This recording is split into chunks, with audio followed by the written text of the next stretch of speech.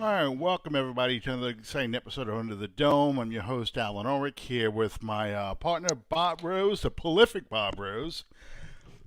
Bob, I read your column today about possibly trading Jameis Winston to the Bucks. Not the Bucks, I'm sorry, the Raiders. The Bucks, the Raiders. What's the difference? Not much. Yeah. But I found it kind of interesting because the news broke. What was it? Yesterday, maybe Sunday. I don't remember if it was Sunday or not. But basically, that you know, Jimmy Garoppolo failed his physical. Mm-hmm. So, and there's a loophole in his contract, basically stating that if he flunks his physical, the Raiders could technically cut him Yep. and not suffer any financial losses on this. So you kind of exploring this possibility that the quarterbacks they have on the roster, 37-year-old Brian Hoyer and Adrian O'Connell, the guy they drafted in the fourth round of this year's draft. Basically, I don't mean to put you on the spot, but I find this really interesting because we're hearing a lot of good things about Hayner out of OTAs, which is shorts and shells. Right. They've got Taysom on the roster as a potential cut. The Saints, Derek Carr has been very durable.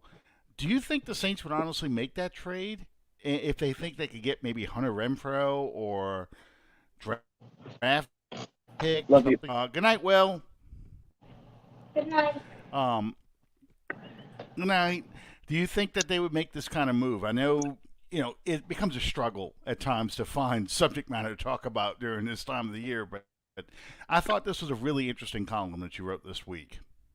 I appreciate that. And folks, some of you, and I'm quite certain that this doesn't apply to the majority of the viewers that tune into this show or to my show, Bayou Blitz. What, honey? Love you. Night, night. But I'm quite certain that this doesn't apply to the majority of the viewers that tune in for Under the Dome or Bayou Blitz. But I know you folks know who I'm talking about, and you could have our backs on this a little bit. When we put out an article, read more than the effing title. This doesn't mean that Jameis Winston is going to be traded. This doesn't mean I wasn't asking anyone in particular. Should he be traded or shouldn't he?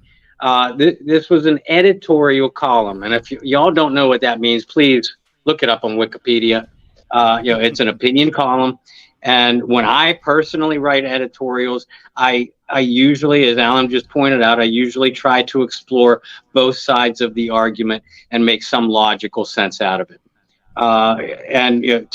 To be fair, I did not write this article based off any rumors, any reports, or anything like that. I was just merely throwing out a possibility. Having said that, if you haven't read the article, go on to my profile page or go on to Saints News Network at Saints News on Twitter. And it does, like Alan pointed out, it explores or it asks the question, should the Saints explore the possibility of trading Jameis Winston? Really to anybody, but in this particular article, I specified the Las Vegas Raiders because of the Jimmy Garoppolo situation and the fact that they don't have any proven quarterback on the roster. And in a long-winded way to answer your question, Alan, I can't see the Saints doing that because of the quarterback situations that they've had over the last couple of years. Even in the last 2 or the last 3 years of Breeze's career, they needed a number 2 quarterback for more than just a couple of games for a significant portion of the season. And then we all know what's happened to the Saints the last couple of years, mostly because of injury, but in some part because of ineffective play. New Orleans has used 5 different quarterbacks since Breeze retired over the last 34 games. So I think the Saints wanted Jameis Winston all along, to be Derek Carr's backup.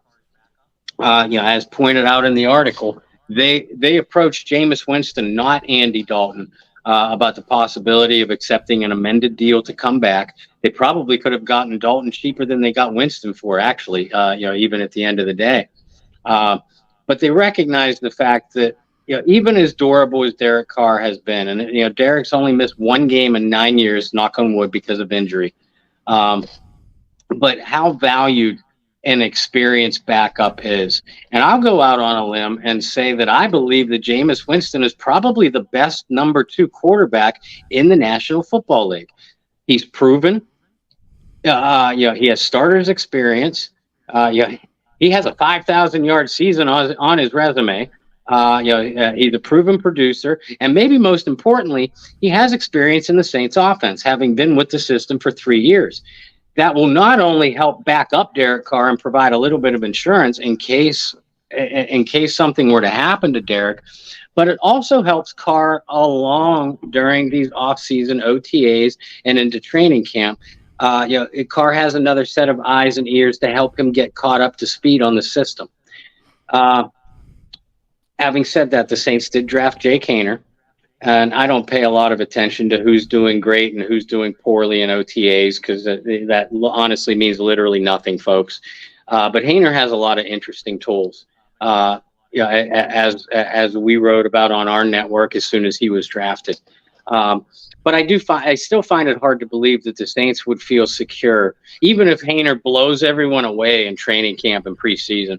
I'd find it hard to believe that the Saints would feel secure with a rookie 4th-round pick backing up Derek Carr for this season. Maybe in the future, maybe short-term future, as early as next year. But I can't see it happening this year. With the Raiders quarterback situation, you have a real possibility of getting yourself, maybe it's Hunter Renfrow, if the rumors are correct, and the Raiders are open to trading him after June 1st. Maybe you can stockpile some draft picks for Jameis. So I think the Saints they'd listen. If the Raiders came calling, New Orleans might even make a call themselves. Hey, what would you give up for Jameis Winston, kind of thing? It would have to be the kind of deal that would really blow the Saints away, or really make them, like a Hunter Renfrow, for instance. Hunter Renfrow feels a legitimate need. It deepens an already good-looking receiving core, which begs the question: is Jameis more valuable as a trade commodity than he is as a backup quarterback at this stage of the game? So, I honestly don't think the Saints would deal him to the Raiders or anybody else, but it's an interesting question to debate.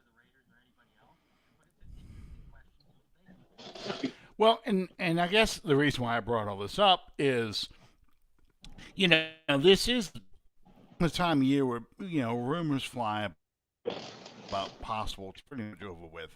The draft is over with, and there are some holes that are still on the roster. And the Saints fans like out there that DeAndre Hopkins just got trading him. His contract was probably the biggest obstacle to trading him. So the Cardinals just cut him.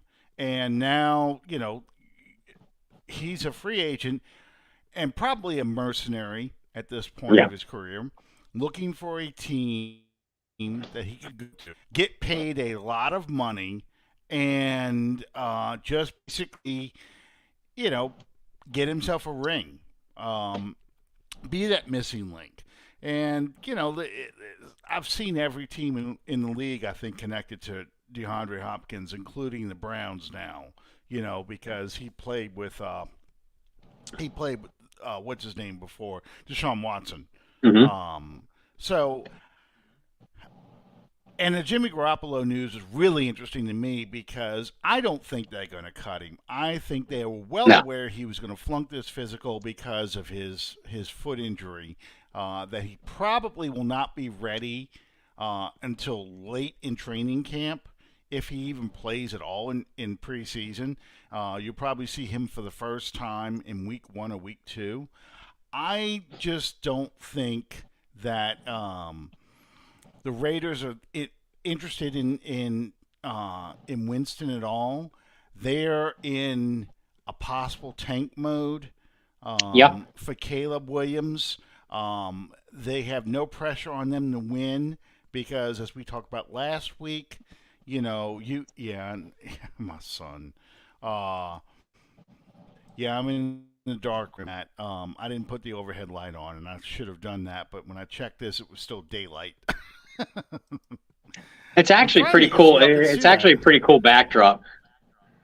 Yeah, I'm trying to make sure y'all can see the screen behind me. I got the big screen out now, so I got that running behind me. I hope we don't get in copyright violation. I'm running old Saints footage behind me, but it was Ricky Jackson.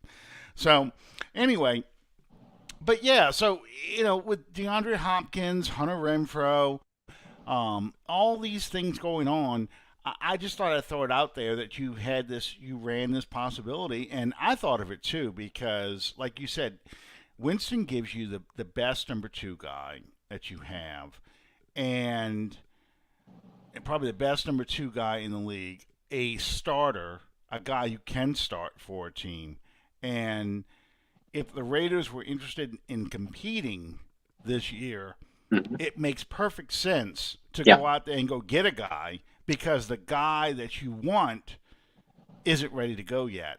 And he's an injury prone quarterback too. Yeah. So, why wouldn't you bring in a more stable veteran than Brandon Hoyer? I mean, but it's the Raiders. Speaking Yeah, of the it's the Raiders, Raiders, and it's Josh McDaniels, which is a different. That's a different breed of dysfunction altogether. Yeah, absolutely. and yeah, I think the Raiders are very much in the Caleb Williams sweepstakes. Because not only did they let Derek Carr walk, Hmm. they really didn't invest much in free agency at all. They did manage to keep Josh Jacobs at least on the franchise tag, but they traded away a very talented tight end in Darren Waller. They made Hmm. no attempt to re-sign another very talented tight end in Foster Moreau.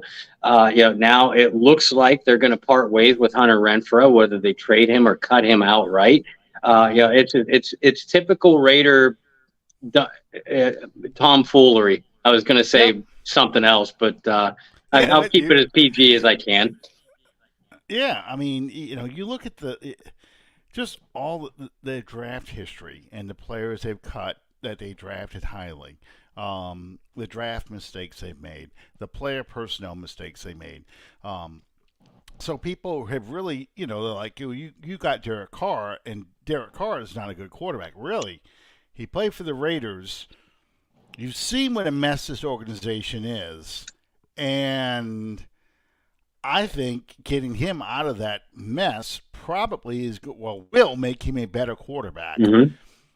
And speaking of which, that's where I was going to go to next. I know Teague is waiting for. So the Saints brought in Jon Gruden last week to kind of pick his brain, and when Gruden was head coach of the Raiders, those were Carr's best years as a Raider. This offense is very similar to what the Raiders ran. Obviously, Gruden had his plays he liked to run, just like Peyton loved certain plays. Mm-hmm. But there was a lot of controversy about bringing Gruden in because of how he exited the league, his emails, and so forth. How do you feel about this? I mean, I like this. I like bringing Gruden in because I think, why not pick this man's brain? Yeah. Why not figure out what Derek Carr did best and install that in your offense? I mean, it seems like a no-brainer to me. What is your take on this? From a football side, I agree with you. Now, look, I know from a PR standpoint, it's an absolute nightmare. Gruden individually, is a PR nightmare. And by all accounts, a scumbag. But he's a well-respected football mind. He's a well-respected offensive football mind. And folks, this isn't the first time that the Saints have brought in Jon Gruden for a consultation or just to visit. with either the coaches or team or both. Sean Payton brought in Gruden a few times, during his tenure. And like you pointed out, Payton and Gruden, they used to work together in Philadelphia Mm-hmm. way back in the day. They remain close to this day. And they both run similar offenses, and frankly, they both have a similar style of coaching too. So yeah, from a football aspect, it makes a lot of sense. Gruden coached Derek Carr for 2 or 3 years, like you said. They were the most successful years of Carr's career, and being that, I mean, the Saints were never going to completely overhaul their offense for Derek Carr or anybody. As a matter of fact, they specifically targeted Carr because he had the skill set that they wanted to run their offense. Something that they don't feel that they've had since Drew Brees stepped away. So why wouldn't you bring in Gruden? To talk to your coaches, to maybe talk to your receivers, to give you a better idea of what. Obviously, they talked to the quarterback. They talked to Derek. And found out, Derek, what do you like to do? Where are you? What are you most comfortable with? What are you least comfortable with? Not only in general, but on a situation by situation basis. But it's also very helpful to get an outsider's point of view on this. And really, I can't think of anybody that would be a better outside point of view than Jon Gruden, because of the time that Gruden and Carr spent together. Now, it was reported that Gruden met with the coaches and the team for over 5 hours. That's a little mind-boggling to me. That I found that quite interesting. But yeah, other than that, and I recognize the PR nightmare, but the Saints aren't looking to bring him on as a coach. They're not even bringing him on as a consultant or anything like that.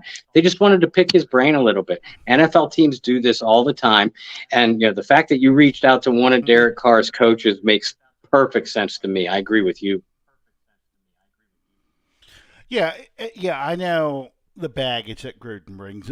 And again, I told people that this is not hiring an assistant coach. You're not hiring to be your offensive coordinator. You're not hiring to be your head coach. You're bringing in a guy for his advice and a fresh set of eyes. One of the complaints that Saints fans had over the past 2 years is that the Saints were trying to run a Drew Brees offense without Drew Brees. Right. Well, you're bringing in Derek Carr, who's very similar to Brees, but he's not Drew Brees. So why not get a guy that can say, you know what, Drew ran these plays really well, but that's not Derek's strong suit. Derek likes doing this, and this. Maybe he doesn't like running Flutie so much. Brees loved that he play, but maybe Carr doesn't like this so much, so bring in a guy who can sit there and talk. This is what he enjoyed. When we were in our meetings together, this is the stuff that he really thrived on. When we were in crunch or tight situations, these were the plays that he liked best to go to. And he's running film, and he's showing them. And it says, look, you can tweak this here, but this is what he likes. These are the matchups he likes. And it's great because this is what you want to have. You're redesigning your offense.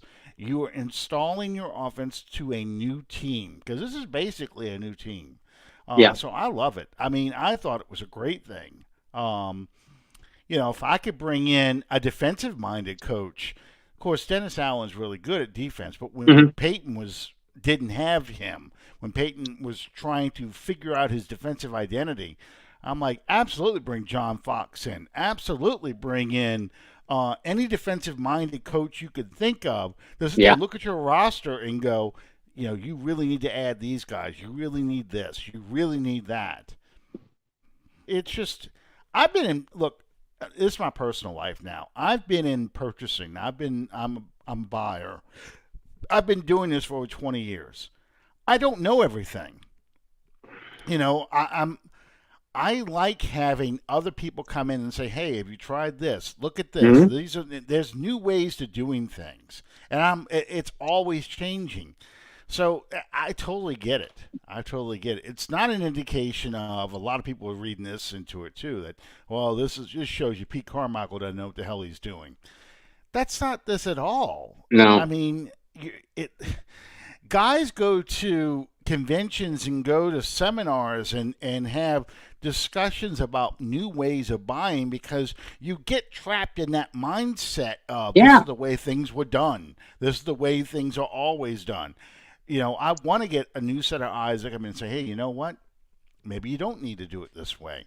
Maybe this is something I'm looking at your processes. I'm looking at your procedures. These are things that you might want to change.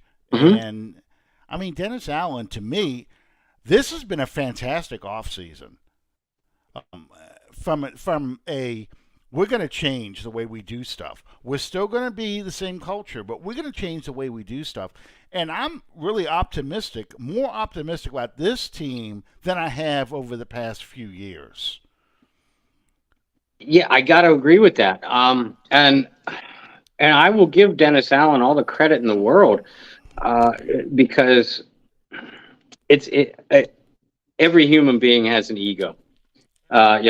Some bigger than others, and it Mm-hmm. takes a big person to admit, especially on such a public level, to basically admit, you know what, I really messed up last year. Everything that I did last year, I'm going to change. I'm willing to change everything that I did last year, personnel wise, decision wise, um, staff wise, really everything. Like you pointed out, just revamp everything that we came into last year wanting to do. We're now going to do it different. Now maybe this is the way he'd always wanted to do it and wasn't given that green light last year. We'll never know the answer to that question. Mm-hmm. But the fact is, I mean, Dennis Allen, he has a whole new defensive staff. Um, a bold move, considering that this has been one of the best defenses in the National Football League over the last four or Mm-hmm. 5 years. Run defense failings last year aside. Uh, he's stuck with an offensive coordinator that literally everybody on earth wanted him to and get rid of. But he still brings in guys like Gruden, to tweak or advise, give different viewpoints. I mean, everybody wants to talk about the moves that they made, with the personnel, and there's a lot to talk about there. Obviously the quarterback, but a lot of other positions too. But I just, you have to love the way Dennis Allen and this whole coaching staff really, has approached this entire offseason. It's hard not to be encouraged by this. No, and I've got the 1990 Saints playing behind us right now. This was the last game on New Year's Eve, actually, in 1990. Um, but one of Jim Moore's faults was that he didn't make changes. Now, granted, free agency didn't exist until late in his coaching career with the Saints, but he stuck with assistants a lot longer than he probably should have, Hmm. especially on the offensive side of the ball. Oh yeah. Um, and, he stuck with doing things a certain way far longer, especially once free agency began, than he probably should have. Um, Being cheap with players that cost you Morton Anderson, it cost you Sam Mills, for example. So he stubbornly refused to change, and it haunted him throughout his whole coaching career. It followed him to Indianapolis. He Hmm. got fired because, ironically, he didn't fire Vic Fangio, and I give him credit. Fangio wasn't really the problem in Indianapolis, but they wanted him gone, Hmm. and Moore would not fire him, so Moore got fired, and uh, you know, even Sean Payton to an extent. Sean Payton stick with guys a little too long. You I think was of going to point that Gary out too. Gibbs, Joe for Vick comes to example. mind, but there's a Yeah, couple. yeah, Gary Gibbs. He stuck with Yeah. him a little bit longer than he probably should have, um, and that was one of the problems. Yeah, Vic Fangio, not Vic Fangio, Joe Vitt. Joe Vitt was another one, and I get the loyalty and things like that, but when it's not working, not developing, you can see the difference in the linebackers once Mike Nolan came in, and the Mm-hmm. linebacker coaches we've had since. Hodges is another example. We've got much, much better production on these linebackers than we ever had. Um, so, yeah, I mean, loyalty is good, but I appreciate that Dennis Allen is making these fundamental changes and revamping this team. And I just have a great vibe about this team. I'm not going to make the pronouncement to go into the Super Bowl. I'm not even making a pronouncement that they're going to win the division and get in the playoffs and everything else. I just feel better about this team than I did in 21 and in 22.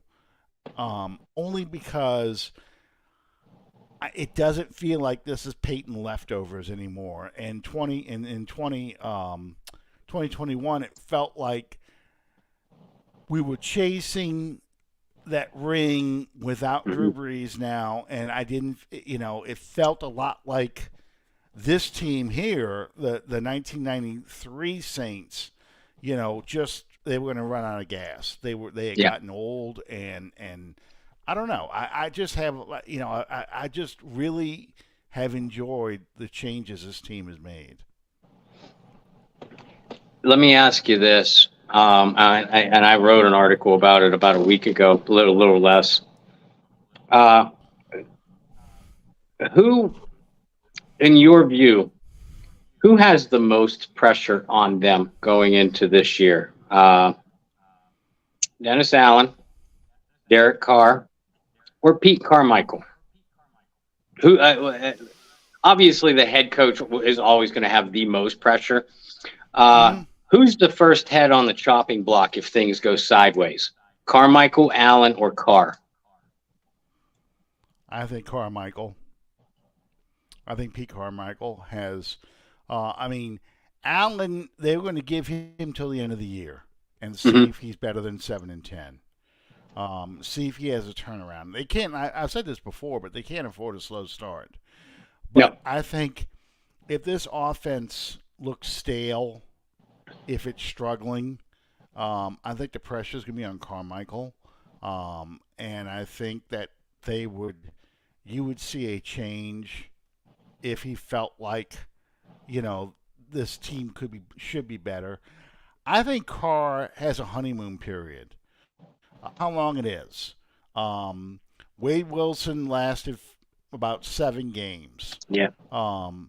He started 5-0, and by after the Steelers game, those first couple of games, I think the Cardinals game was probably the lowest point before he gets hurt by the Giants. I think the calls to bench Wilson started around the Cardinals game in 1993. Uh, you know, I just I think fans are going to give him a little bit of a break unless the offense looks as bad as it looked with Dalton in charge. You know, struggling to get first downs, that kind of stuff. And I just don't see that happening this year. I mean, how do you feel No, I about don't. this?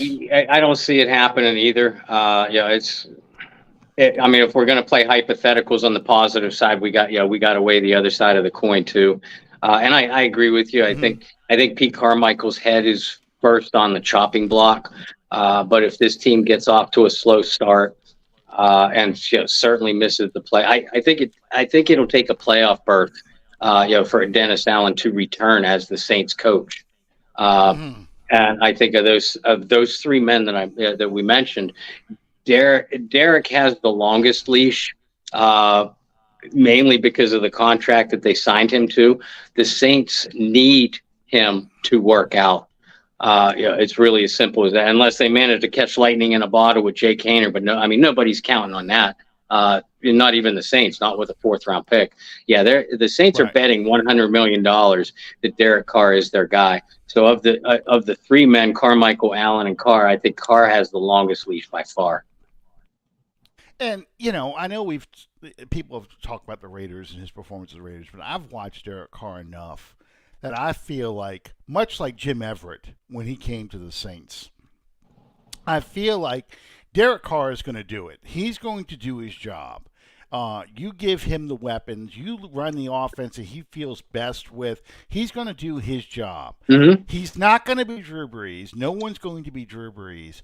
But I think he is going to be far more efficient and far more productive than any other quarterback you would have brought in. I mean, okay, so yeah, I posted Jimmy Gumbo's comment about Shaheed having a great day, and I think Shaheed's going to make plays.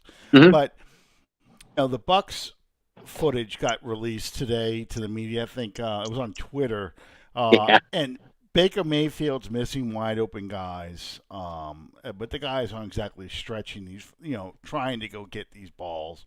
And I think Kyle Trask didn't look much better. So it is OTAs, but that would have been your choice on this. Jimmy Garoppolo, who's physically unable to perform, a Baker Mayfield, and we've seen Mayfield out there throwing the ball. Now, you could sit there and say, well, we could have drafted Milk Boy from Kentucky, because he was available in the first round. We could have moved up to try and get Anthony Richardson or someone like that, but that's a gamble too. Mm-hmm. And for a coach that's playing for his job, and I think you and I both agree that Dennis Allen is playing for is coaching for his job this year. Going to get a veteran quarterback he's worked with, a veteran quarterback who has produced. Mm-hmm. I just think it makes too much sense. He's not going to fail. And bringing a guy like Gruden in to help with the offense, design the offense for plays that we know are going to work for Derek Carr, you're setting Carr up for success. You gave him the coaches. You gave him the players. I feel like this is just all good stuff. I mean, the only way this is going to blow up, I feel like, is if injuries explode again and just every possible thing that go wrong will go wrong. You can't get turnovers. You turn the ball over a lot, that kind of stuff. I mean, literally all the things that we have seen for the last 3 or 4 years, even the last couple of years of Sean Payton's tenure. Both you and I loved the Carr signing at the time, and it made the most sense. From a skill set wise, Garoppolo would have been the only other potential fit for this system. But Carr has been a more consistent producer than Garoppolo throughout his career, and this was the key. This was the ultimate key, I think. Far more durable, and the fact that he has worked with Dennis Allen before, and there's a comfort level. Not only a comfort level, Carr and Dennis Allen have remained close through the years. Something that we really didn't find out until after the signing.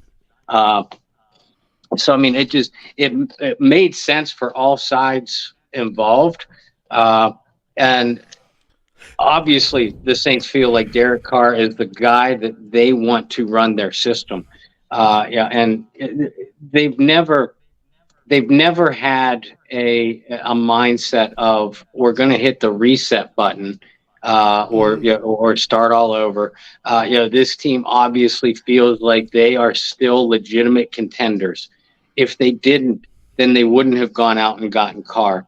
They wouldn't have been aggressive to retain Michael Thomas. Restructure Cam, DeMario, Andrews, Pete. Again, they wouldn't have made these moves if they didn't feel like they were still basically a playoff contender right now. And, given the talent that we know they have on both sides of the ball, it's hard to disagree with that logic. Right. I mean, if you're going to tank, if you're going to go into a full rebuild, you start trading your best assets away. You start trading away the Alvin Kamara's. You trading away the Marshawn Lattimore's. You start making those kind of moves, and the Saints did the opposite, which pissed off the cap nerds to no end. I mean, we made fun of who's that dude with the pretty boy hair and the goatee, who said the Saints are running a cap Ponzi scheme. I can't think of his name. He's an ESPN guy. Nick something. Yeah, yeah. Yeah. Uh, but yeah, I mean, that's what they wanted. They wanted the Saints to let those players go because that makes for an exciting offseason for them Yeah. because they can talk about building a super team where you pair up Lattimore with I don't know, some other elite cornerback on a super team like the Eagles or a super team like the Cowboys, which everybody seems to want. Then you start putting DeAndre Hopkins goes on the Cowboys. Now, who's going to, you get Alvin Kamara with Dak Prescott, or Hmm. Alvin Kamara now with the Chiefs. I mean, that's what they want to see. Yeah. That's the stuff they taught. Nick Wright, that's it. Nick Wright. How could I forget his damn name? Uh, yeah, I mean that's the stuff they bitch about all the time, and the Saints are going to keep going at it. They're going to keep kicking the can down the road because they can, Hmm. because the cap is real, but it's not real. The money keeps growing, so it's kind of like the federal government and the debt ceiling. You can keep borrowing money because they're going to constantly lend it to you, and you just keep Right. raising the yeah. So you're never going to pay off the deficit. You're never going to pay off the debt because you're going to always get the money that you Hmm. want. Um, it's the same thing with the salary cap. You're going to continue to see the cap grow so you can outgrow your cap problems. Yep. The Saints will never be ideal. They'll never have like the Bears 35 or 40 million of cap room because that's not how the Saints operate. But Well, because teams like the Bears have made the decision to move on from Khalil Mack, mhm, Roquan Smith, and so many other players with these high salary. They've taken their salary cap hit again. They've done their salary dump. They have basically blew up the entire roster, to start all over. And that's just not something. As long as the only time that any team ends up in this position, or where the salary cap becomes a legitimate problem, is when the owners no longer want to pay those salaries. It's that point and those ownerships that then cause the teams to blow up and start all over again. And the Saints under the Benson family, and Mickey Loomis as general manager, they obviously don't have that mentality. So that's why you and I are among the many that crack up at these people every single year, the doomsayers saying, "Oh yeah, this will be the year they blow it up. This will be the year they blow." No, it won't. No time soon. no, and that's the thing. Gail Benson has the money because Tom Benson built an empire, and he was one of the wealthiest owners, even though they're a small market team. They've got a very franchise friendly deal with the state. The state pays them indirectly by renting from Benson Tower and things like that. But it's not direct payments anymore, but it is friendly deals. They don't pay any rent on the Superdome. The Superdome does a lot of things for the Saints that other teams have to pay for their stadiums, Mm-hmm. um, including all these renovations that they're doing, all these modifications they're doing. So it's a lot of stuff and Gail's willing to cut checks to give these guys big signing bonuses Mm-hmm. that other teams aren't willing to do. And we talked about this before with the Raiders being cash poor.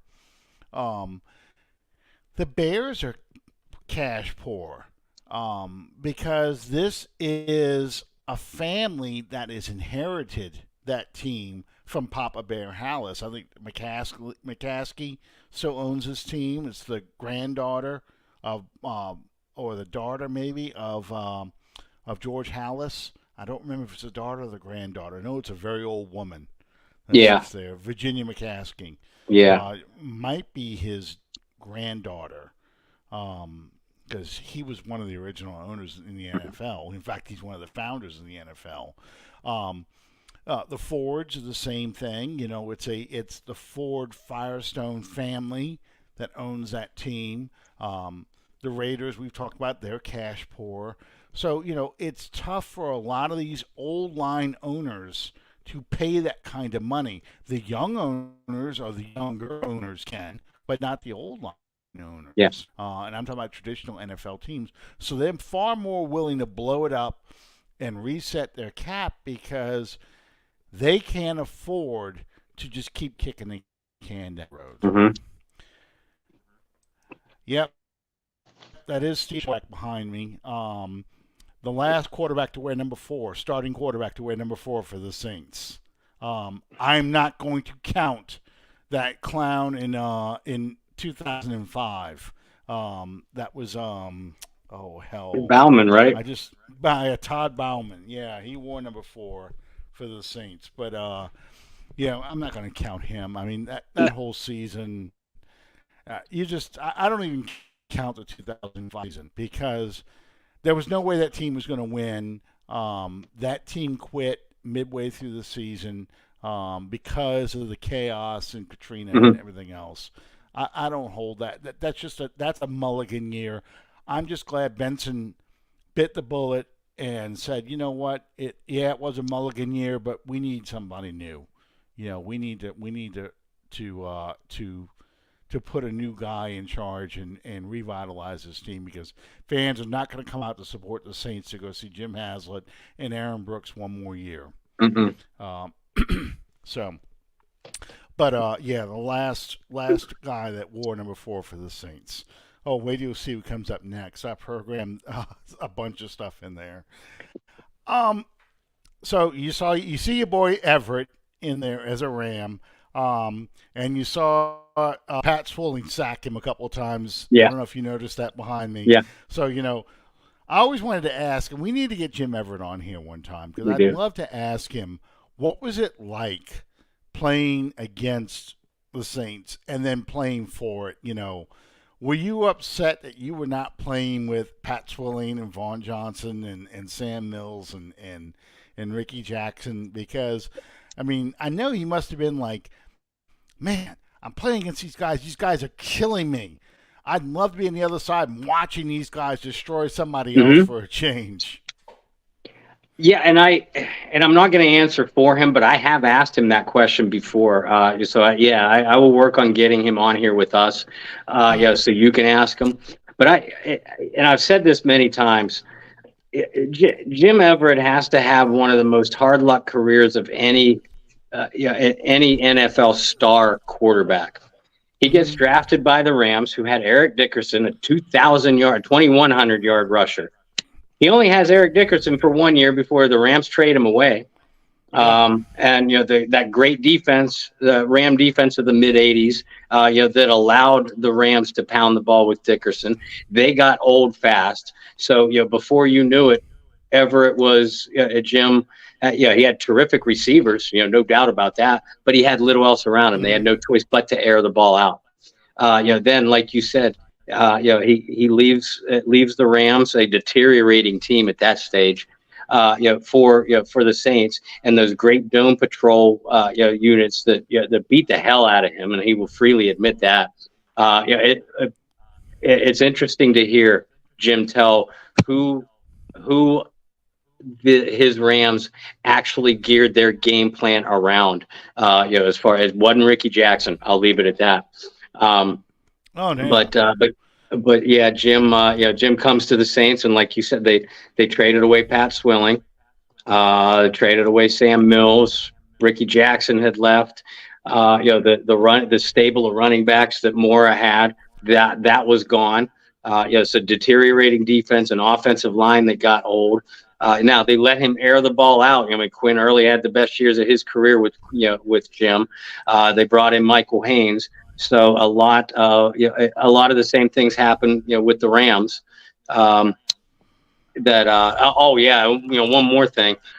He was without Dickerson after 1 year, with the Rams, but eventually they drafted another Hall of Fame back in Jerome Bettis. Well, Everett only played 1 year with Jerome Bettis before they traded Everett away. So it was a hard luck career all the way around. He gets to New Orleans in a deteriorating team, and a coach that was, I love Jim Mora, but Jim Mora was tired. He was a tired man by 1993, 1994. And it was time for him to move on. So I felt bad for Jim's career because I was a kid then, but he was legitimately one of my favorite quarterbacks to watch. Well, the unfortunate thing for Everett and the Saints, Jim Finks dies in 1993. His last draft is that 93 draft class with Pat Sewell into the Lions so he could select Willie Roaf.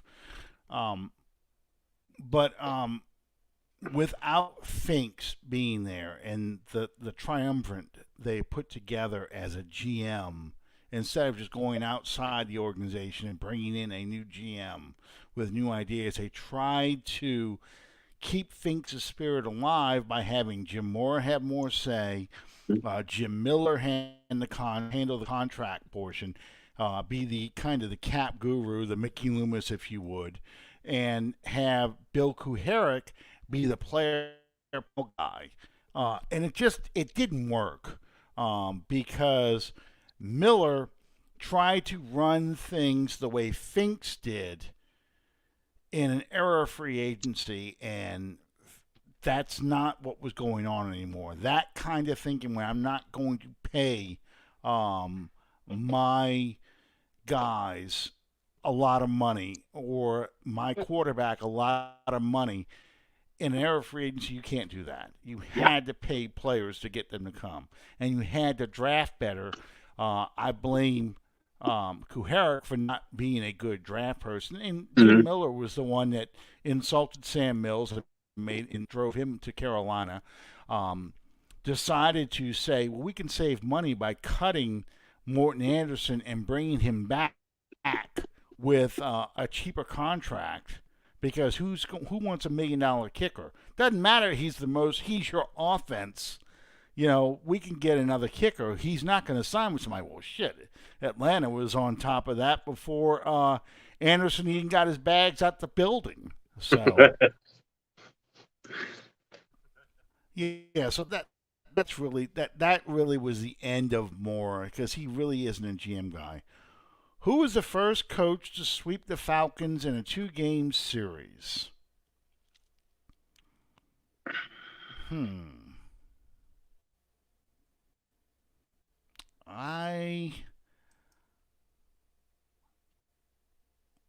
me think.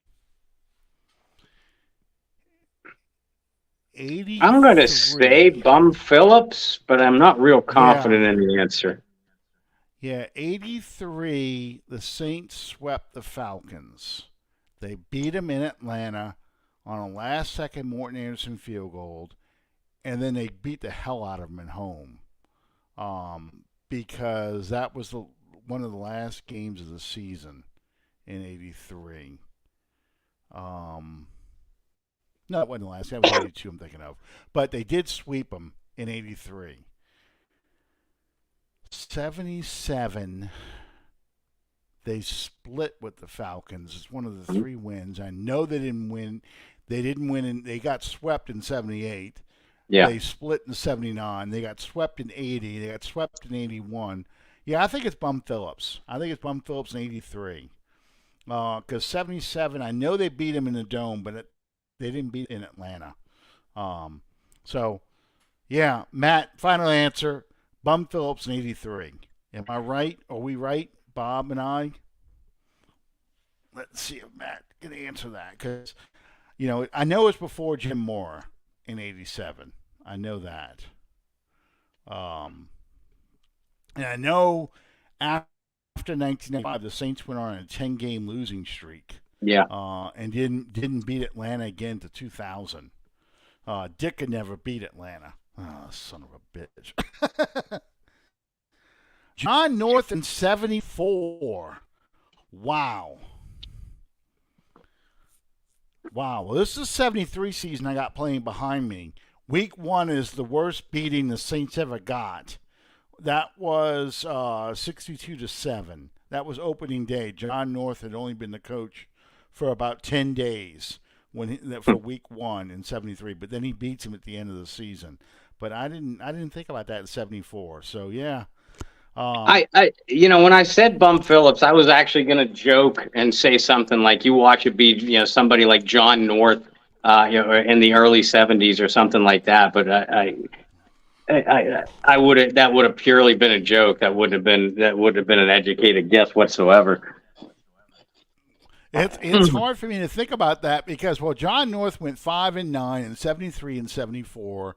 Then he got fired midway through the 75 season. Mm-hmm. So I knew that, and I knew it wasn't damn J.D. Roberts. J.D. Roberts didn't win shit. No, he won 7. He won No. 7 games in his 3 years, and I think he had 2 ties.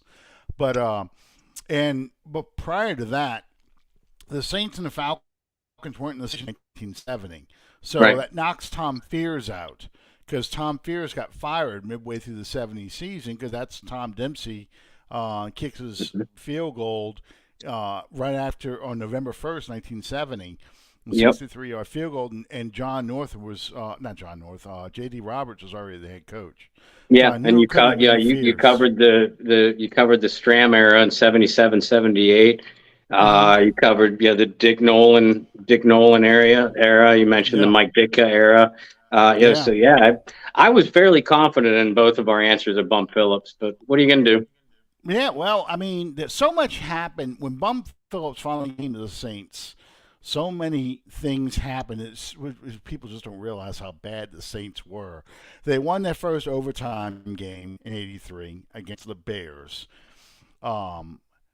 They won their first Monday Night Football game in '84 against the Steelers. They swept the Falcons, after so many heartbreaking losses, 78 to 82.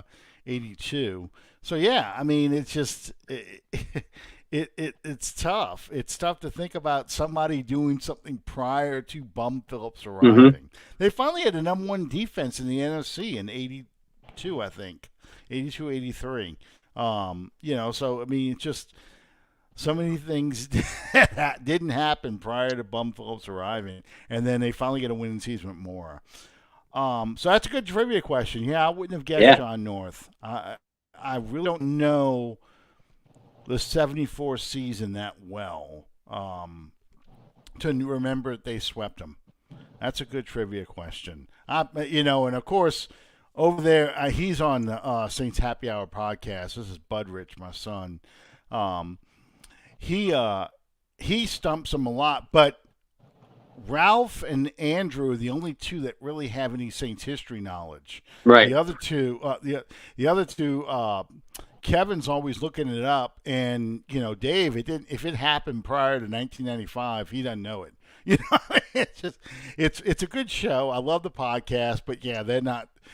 Those two aren't going to be your Saints history experts. No, I agree. That's Andrew. That's Andrew, especially all the way. Yeah, and Ralph had worked for Buddy D.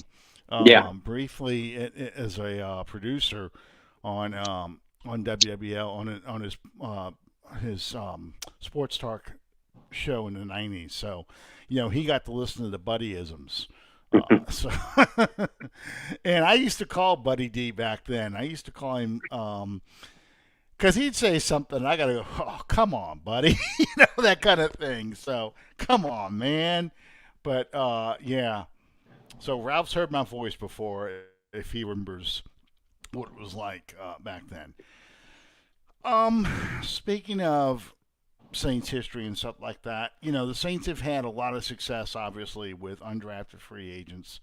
Who do you see, and it doesn't have to necessarily be an undrafted free agent, but who do you see this year as being a breakout player?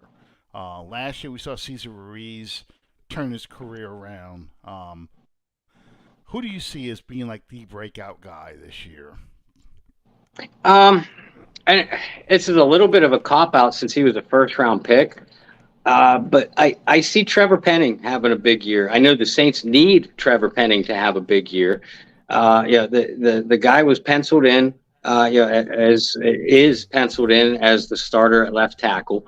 If he works out and develops quickly, that will basically allow them to fill 2 positions, to upgrade 2 positions. Left tackle, obviously, but also the interior of the line, both guard spots, because you can now use James Hurst, at one of those guard spots, when Andrus Peat gets hurt or if Mm-hmm. Cesar Ruiz gets nicked up.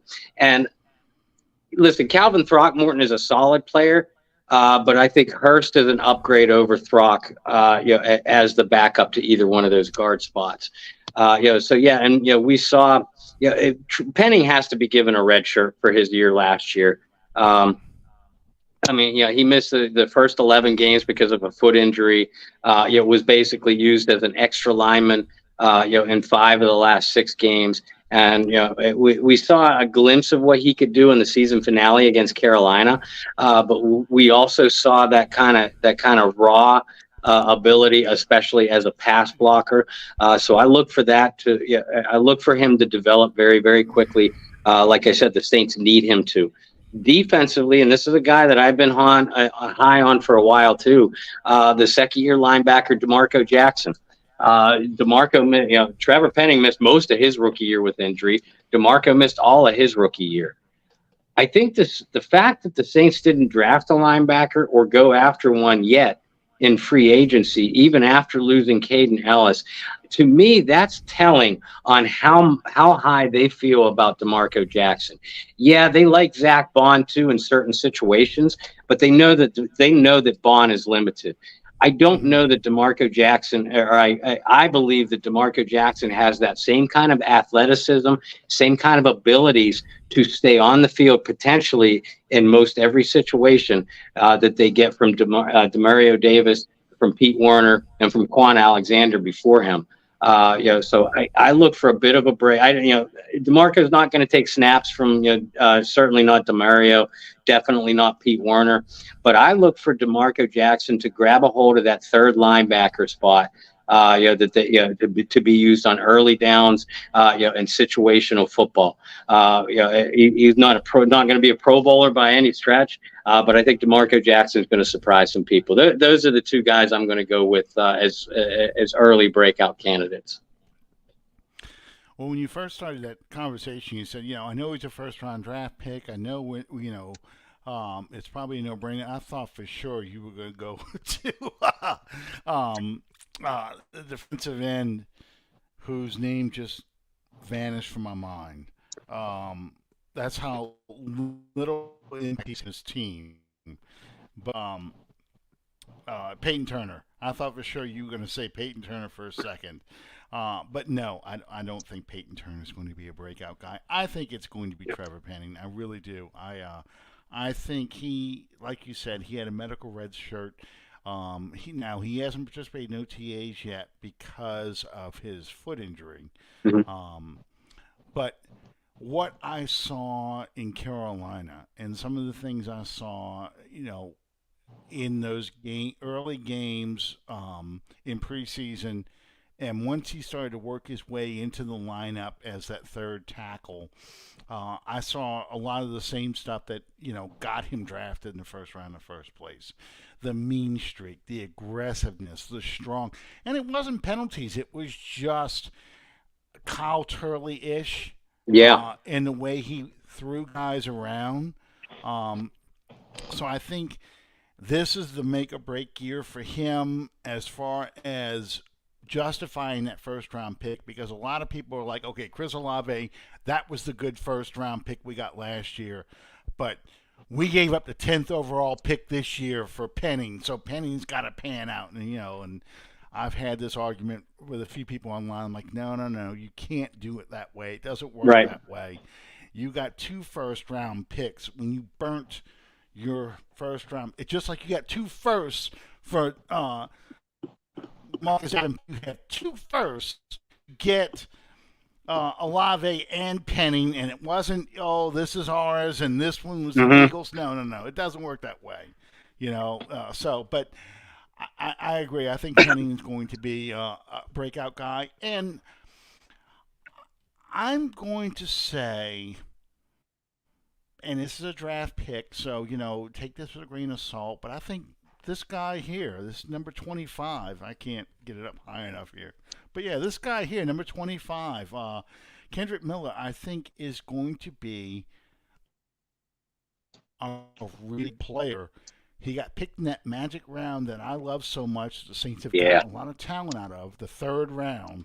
You know, Dalton Hilliard, Ruben Mays. No, I'm sorry, Dalton Hilliard's always a second round pick, but Pat Swilling, Ruben Mays, Barry Ward, Jimmy Graham. Just go down the list of a lot of third round picks that the Saints have really hit gold on. I think we're going to be watching this guy, and we are going to be excited that he is going to be kind of this year's Mark Ingram of 2017, 2016, that power runner to go with a Kamara, depending on how long Kamara gets suspended, but to be that guy, whereas you're going to see, I think, the kid from Detroit be that Mike Bell, the closer. You know, when we're going to start pounding the rock, well, he's going to get a lot of inside short yardage carries too. And I can't wait to see him in the backfield with Taysom Hill to really put stress on a defense. But I think he is going to get a lot of those short yardage in the goal line, jumbo package kind of carries. But I think he'll kind of if Kamara is out for 6 games, he and Miller are going to play a lot together. But I think Miller's going to be that guy. It's going to be fighting for a lot of playing time, and they're going to be like, he's too good to keep on the bench. He really is. I think. Yeah, and you know what? I like Kendry Miller a lot. I love all their draft picks. Obviously. Isaiah Foskey has not signed his contract yet. Jimmy Gumbo. He's the only draft pick yet unsigned. Don't be concerned. Don't be concerned unless he is still. If he's unsigned by minicamp in the second week of June, which is mandatory. If he's unsigned by then, I'm going to be a little bit concerned. But yeah, no, not yet. I wouldn't be worried about that. I expect Foskey to sign within probably the next week. But anyway, back to the picks. Yeah, I love Kendry Miller a lot. I love all their draft picks, really. And the fact that Kamara is going to be suspended, all of us expect it to be early in the year. That's going to give him a lot of opportunities. And I like Jamal Williams too. This has the potential to be a lethal backfield. And you remember, I know you remember, but back in 2017, folks, a third round pick by the name of Alvin Kamara, a lot of people were saying, I don't know why they'd spend a third round pick on a running back. How's he going to get touches? They have Mark Ingram. They just signed Adrian Peterson. They had another veteran at the time. I don't remember who. Was it Hightower still? Was it Hightower? Well, whoever it was, they had 3 on the team. I think he was. Okay. Whoever it was, they had 3 backs. But Kamara, like you said, Kamara just made it impossible. He made those coaches say, this guy is too talented to keep on the bench. And Kendry Miller has a little bit of that dog in him. He just looks like a guy that you have to find a way to get him the football or at least get him on the field. That's a good breakout candidate. Oh, first Saints shutout in team franchise history. Buffalo Bills in Tulane Stadium, 13-0. They shut O.J. Simpson down, and this is O.J.'s 2,000-yard campaign because this is 1973 season. So for those of you following trivia, yeah, that's the Saints' first shot later. 13-0, they win that game. It's. The same John North team that gave up 62 points to Atlanta in the opener. Go figure. And got the best record the Saints had ever had at that point. He got to 5-9.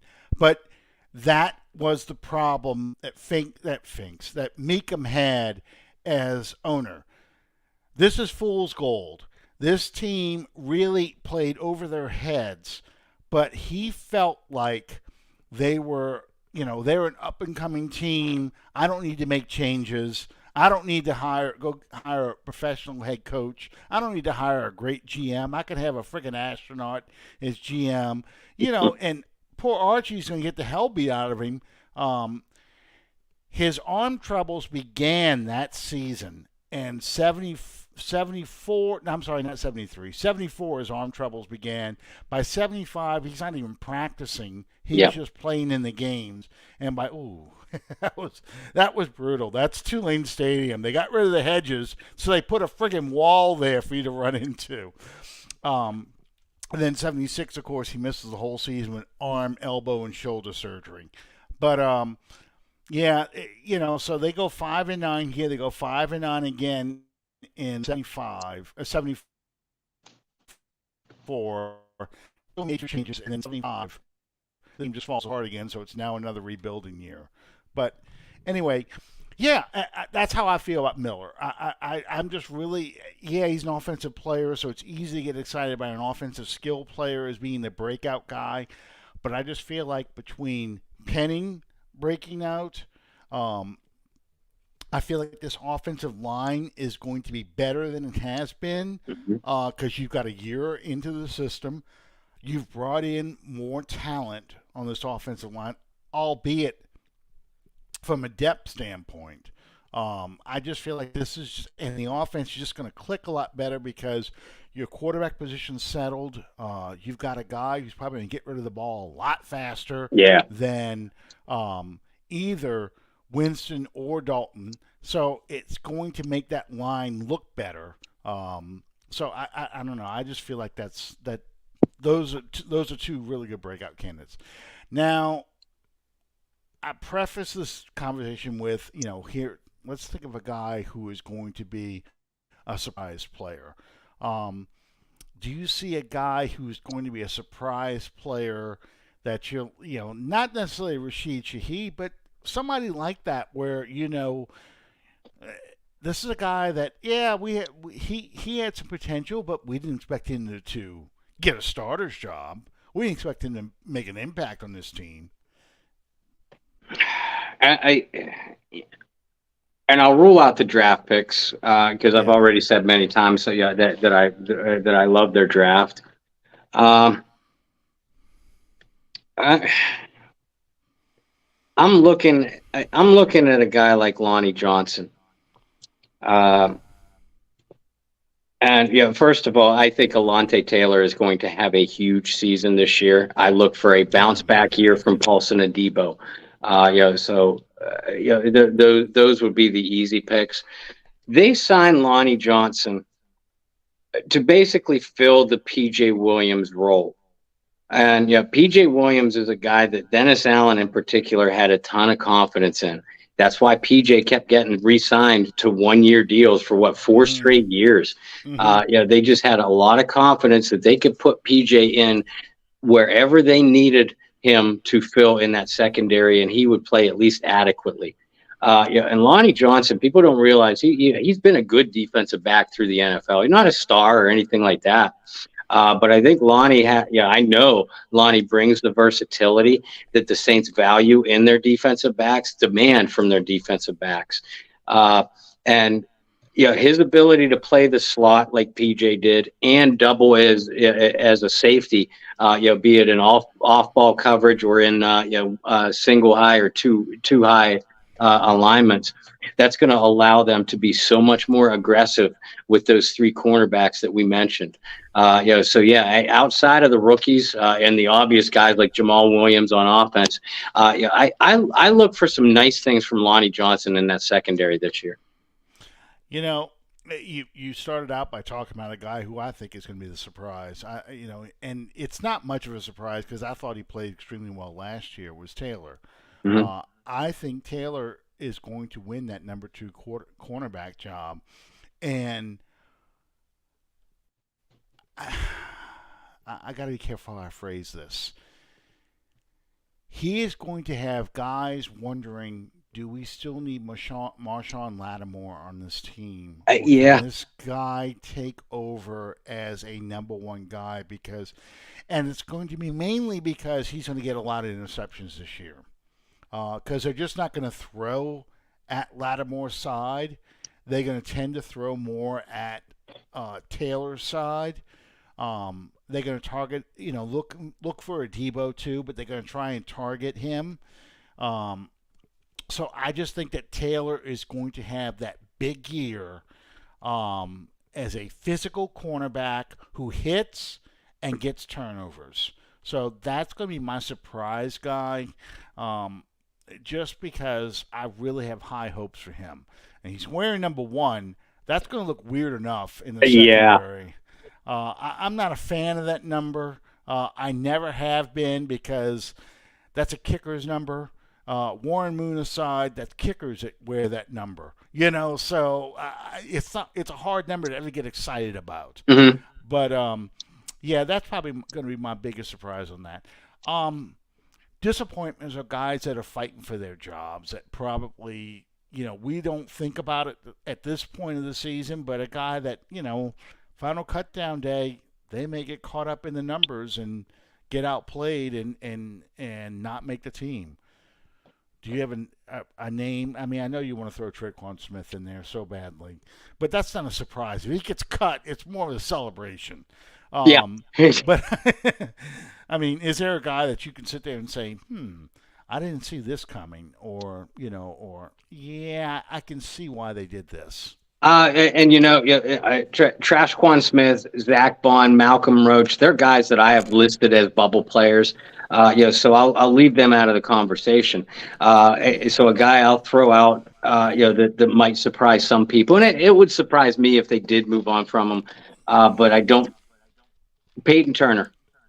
I think the fact that he's a number 1 draft choice, they're going to try to give him the benefit of the doubt and as many opportunities as possible, because NFL coaches, they just don't like to give up on number 1 picks. They don't, because it makes them look bad. Even though Peyton Turner wasn't a Dennis Allen pick, it was still on Dennis Allen's side of the ball. The Saints drafted Isaiah Foskey. Carl Granderson is one of the more underrated ends in the NFL. Cam Jordan ain't going anywhere, and they re-signed Tano Passanio. There's still technically room on this roster for Turner at the back half of the depth chart. That's a bust. I'm sorry. That number 80 standing there, that's a bust. Yeah. But if Peyton Turner gets outplayed by maybe an undrafted free agent, or the Saints bring in, they're not going to bring in a Frank Clark like all the fans want. But if they bring in a guy like that, or if they bring in a veteran guy with some starting experience, that's going to make me really start to believe that Peyton Turner is going to have a hard time making this roster. Absolutely. I wonder sometimes, because this happened years and years ago, back in 1988. The Saints traded away the big defensive tackle from BYU, Sean Knight. Yeah, Sean Knight. Traded Sean Knight to the Denver Broncos for their first-round bust, Ted Gregory. And Gregory was out of the league by 89. I think Sean Knight ended up playing for the Cardinals one more season, and he was out of the league by 1990. I would not be surprised if the Saints, if they felt like they were good on the defensive end and thought that maybe they could get some value for him, they don't try and trade him or offer him as trade bait with that contract to a team that maybe is a little thin on the defensive end, and just cut bait with their mistake. Yeah, he's probably one of my guys too, that I think that, Turner's just not going to be on this team much longer. If they stick with him, if he makes it through training camp, makes it past the trade deadline, then this will be his last year as a Saint, because he's got to have an impact. I mean, he's got to have a Caden Ellis type of year to keep him on this roster. Yeah. And I just don't see that happening.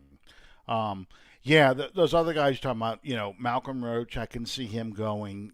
I just feel like the Saints need another defensive tackle, a zero technique defensive tackle. They need a big body. And I think if they think they can trade Turner for a big body defensive tackle, that they may make that kind of move, Yeah, I can see it. Because I still don't rule out bringing in another defensive tackle for that reason that you mentioned. And Malcolm Roach is a solid run defender. And he rounds out the back half of the depth chart reasonably well. But I still think that they'd like to get an upgrade there if they can. Yeah, and they really want to see him. They want to see Turner make it, but Foskey, I think Foskey is going to be a starter. Mm-hmm. I honestly do. I mean, they're going to rotate him in a lot with Granderson, but I just feel like Foskey is the kind of player. Now he's got to sign his contract and get in there, and I think you start seeing second round picks around where he was selected, starting to sign contracts. Then you're going to start seeing Foskey and those guys come in there. But that's what's holding this up. It's the guaranteed money. Yeah. And to make sure they're not leaving any money on the table. No guy wants to be the guy that sets the bar. They want somebody else to set the bar, and that's kind of what's happening in the second round right now. So until that happens, these guys are going to sit out for a little while longer. So last thing, I know we don't talk much about OTAs and things like that, but have you watched any of the press conferences that Carr's given since these OTAs began?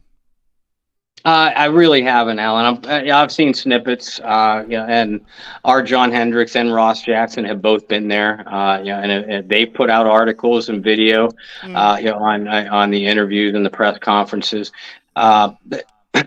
What I've seen, what I've heard, it goes back to what we were saying earlier, is that we're just encouraged, by pretty much everything that the Saints are doing right now. I won't lie, I don't pay a lot of attention to OTAs.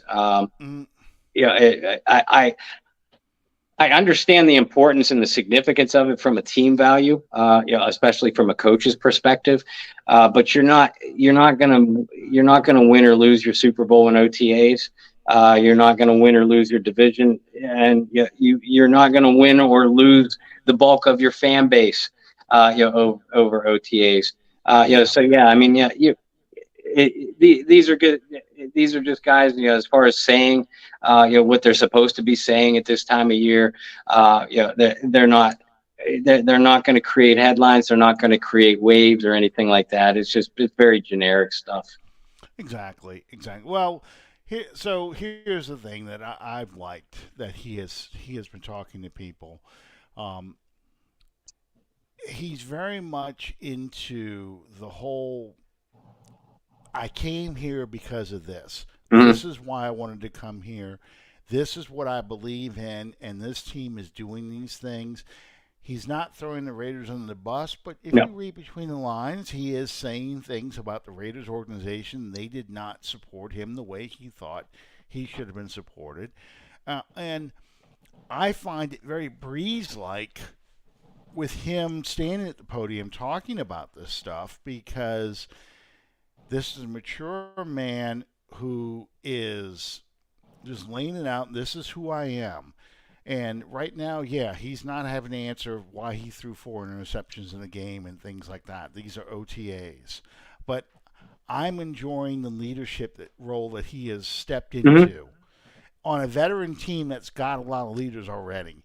But he is saying all the things that I think need to be said from the offensive side that just wasn't being said in and this is not Dalton's fault, and it's not Winston's fault, but it didn't feel like they were taking ownership of the team, either one of them. They were just there. So, and maybe it's their personalities, and maybe it's just because this guy's got a personality very similar to Drew Brees that I like. And it could be that, I listen for certain keywords that people say when they're talking, and he is saying them. So I enjoy that. I really do. Just like I enjoyed when I saw Miller in those photo shoots, and he's wearing number 25. I'm looking at this dude going, this is a big man. And this guy looks like a veteran football player. He doesn't like a rookie walking around out there. And the stuff he is saying, I'm here to take the starter's job. You got Alvin Kamara on this team, and you're talking about taking the starter's job away from Alvin Kamara. I like that. I mean, Yeah. he's not insulting, he's not belittling, but he is talking like, I want to play, I want to win. It's just, it's very different than what the feel I got about the team over the past couple of years, where it felt like leadership was absent, Yeah. especially last year. Especially last year, I thought when Demario Davis wasn't talking, or saying very much, I felt like the leadership was really missing from the team. It didn't show on the field so much, but it didn't feel like this is the Saints team I'm used to watching. It showed on the field and the way that the performance in general, especially around midseason, it's sort of flatlined. And it's at that point, and it's when you're facing that kind of adversity. It's at that stage where you need you need your leaders to kind of give you that boost, that shot in the arm, that kick in the ass. And that's not something that we've seen out of this team really the last 2 years, in my opinion. But it was very evident that last year. I agree with you. Yeah, absolutely. 2020 felt like of course, that's COVID, so it really feels like a weird year. In 2021, it was kind of like COVID hangover. It just didn't seem like that was the Saints. It just seemed like it. The closest I can come to it is Bill Parcells' last game as the Patriots head coach, and Mike Holmgren's last year as the Packers head coach. It just felt like Peyton was done. He knew he was done, but he had to finish his career, finish the year out. I just didn't see that fire and spark, and I feel that energy again. And it's probably because all the new faces, and the new leadership on the team. So, Bob, what do you all have going on the Bayou Blitz tomorrow night? I don't know. I can't speak for Ross Jackson yet, but I know Brendan and I are getting John Hendricks in. John's been at all the OTA practices so far. Like I said, we're going to ask him the question about who looks good, who doesn't. It's always nice to get the perspectives of the guys that are there. Because I'm like you, Alan. I like to listen to certain verbal cues, certain ways that guys carry themselves or not carry themselves, that kind of thing. Brendan and I are going to start to slowly go through each position group, and talk about what we expect from certain veterans, what we expect from certain newcomers, things like that. So we're going to have a nice show for you tomorrow, we hope. Good deal. So you got one more week of OTAs. That is next week. And then I think the following week is the Saints mini camp. It is, yes. The second weekend of June is the Saints mini camp. And I think it starts like Thursday or Friday. That's a full team mini camp. Much has been made about guys not being there. This is volunteer, remember, guys. Yeah. They don't have to be there, and a lot of guys are still rehabbing injuries. I think Taysom Hill's wife just had a baby, or she's getting ready to have a baby. Yeah. So, people saying Taysom Hill's not there, this guy's not there, that guy's not there. You'll see a lot of them show up for the mini camp. You're still not going to see a Michael Thomas out there running around. You're not going to see Trevor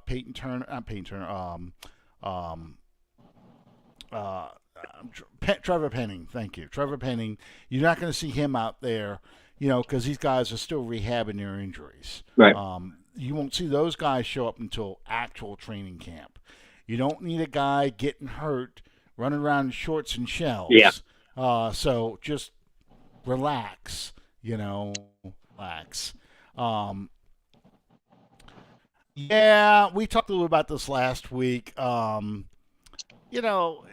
was one of those things that I think he thought it was a joke. Yeah. And ended up getting published, and I don't think he expected that. You know what? If that's all you got right now, fine. I'm good with that. I mean, I like the kid. I think he's funny. And I'm fine. The picks don't bother me. Are they cringeworthy? Yeah, I guess, but I've seen worse. I've seen a lot. I really have. I've seen a lot worse from football teams. I mean, one day I'll have to go into some training camp stories and things like that. Funny training camp stories, not shit like was going on during the Dicka years, but funny training camp stories where that was really cringeworthy stuff. But how are you doing on your cigarettes? When's the last time you had a smoke? I'm trying to remember the day. It was a week ago Saturday, so that's what? Is this day 10? Yeah. Day 10. Day 10. Day 10. And I won't lie. I want to kill everyone. I'm sure. No patch, nothing? No, not You're going cold turkey? I'm going to cold turkey. Oh. Lauren, I am so very sorry. We got you know what? If you're coming to New Orleans again this year, right, for a home game? At least one, yeah. Probably a couple, but if Lauren makes a trip, that'll only be once. Okay. Well, I owe Lauren a huge drink because she's going to need it until you get over the I guess get past. I don't know what you call it. What do you call it when you go into withdrawal with cigarettes? Is it withdrawals? I mean, it's not like alcohol, but yeah. Yeah, withdrawals. I mean, with alcohol and several other drugs, you have the DTs. I don't know if I have that. I'm a little bit shaky. Uh-huh. It's a chemical, so you do go through withdrawals. Well, I know she's going to need one. Yeah. after this, I'm proud of you, man. I'm going to ask you every week to see how you're doing because I'm proud of you and I want you to get past it. Fortunately, I've never smoked in my life. I never had a desire to smoke in my life, but none of my friends smoke, so I didn't feel that pressure, to smoke. But I'm proud of you. Take care of yourself. Thank you. Catch Bob on the Value Blitz tomorrow night. In the meantime, thank you guys for sticking with us. As always, I keep Bob up way past his bedtime, but I got to ask him those kind of questions. Thank you guys for joining us. We'll see you next time on Under the Dome. Good night, everybody. Good night.